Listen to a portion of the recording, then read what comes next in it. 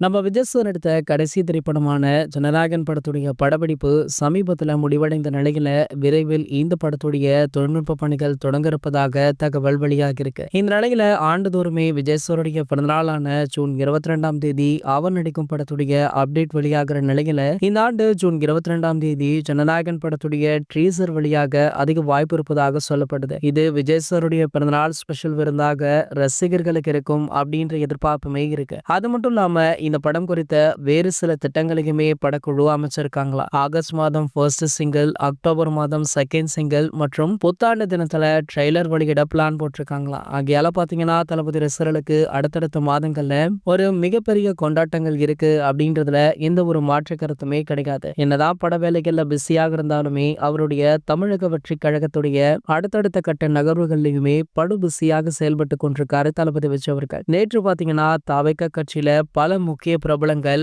வேறு கட்சியில இருந்து வந்து இணைஞ்சிருக்காங்க.